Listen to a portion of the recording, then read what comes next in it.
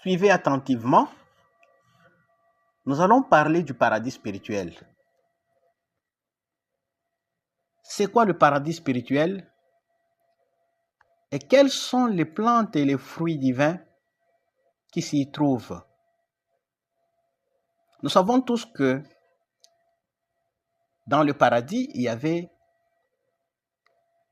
l'arbre de la connaissance du bien et du mal. Nous savons que dans le paradis, il y avait l'arbre de vie. Maintenant, l'arbre de vie, c'est quoi?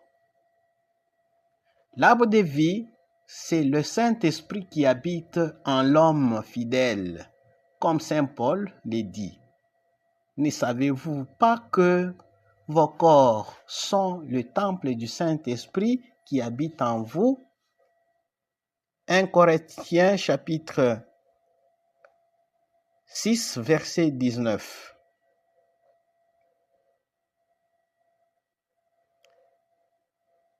Le deuxième arbre, c'est l'arbre de la connaissance du bien et du mal.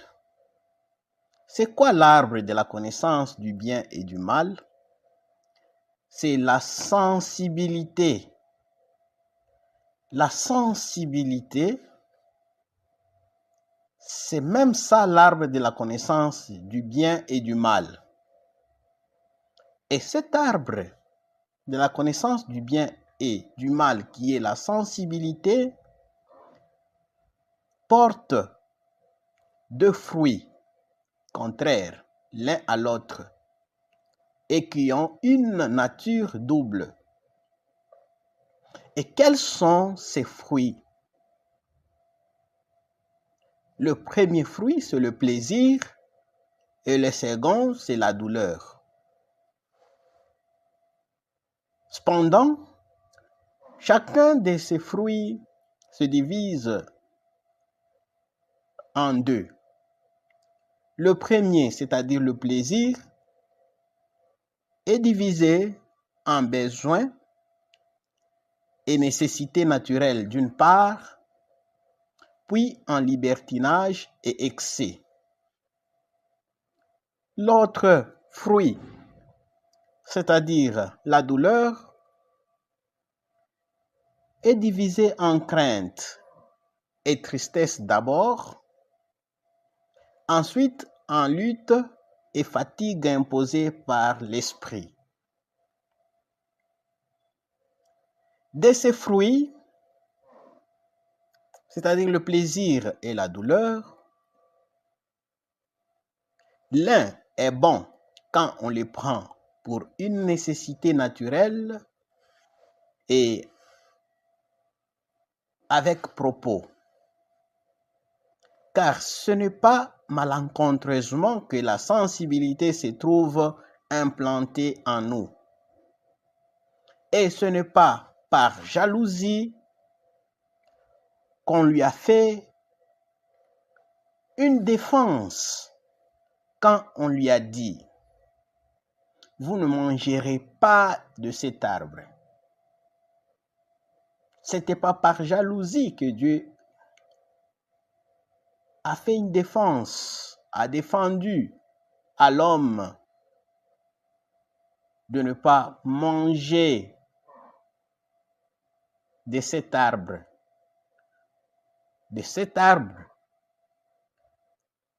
qui est planté dans lui, cet arbre qui est la sensibilité. La raison pour laquelle il lui a été défendu de manger à cet arbre, c'était pour mettre comme à l'épreuve, à l'essai et en exercice les tendances de l'homme et son obéissance ou son insoumission qu'elle a été implantée.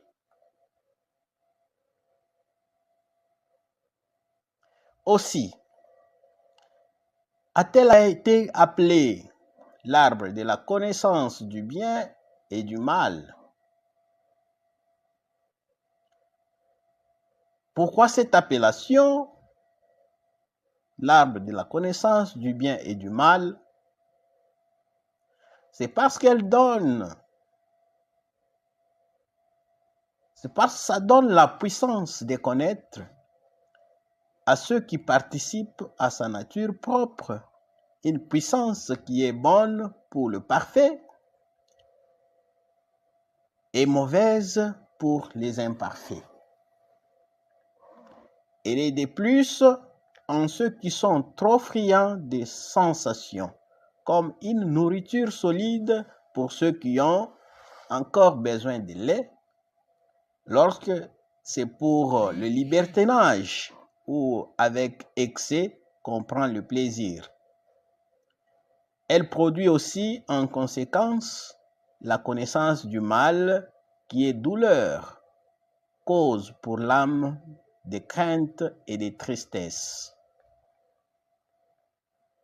Le plaisir produit dans l'âme la connaissance du bien lorsque c'est pour un besoin et une nécessité naturelle qu'il est pris. Tandis que la douleur produit la connaissance du mal lorsque ce n'est pas pour un besoin naturel, mais en vue du libertinage ou avec excès qu'on prend le plaisir. Ainsi, à tout plaisir succède une douleur. C'est pourquoi on appelle connaissance du bien, du mal et du mauvais l'arbre de la sensibilité. Et c'est à bon droit. Parmi les plaisirs, il en existe pour l'âme et il en existe pour le corps. Les plaisirs de l'âme ont trait à la contemplation et aux études. Ceux du corps se prennent en communauté avec l'âme. Ce sont ceux qui regardent la nourriture, les relations intimes et les choses de ce genre. Tels sont du bien de la nature et la connaissance. Dans l'usage des aliments, en tout cas, interviennent le goût et l'insatiabilité. Dans la parure, intervient l'ambition et l'excès. Dans les relations intimes et naturelles, celles qui sont contre nature ou abusives. Voilà la connaissance du mal.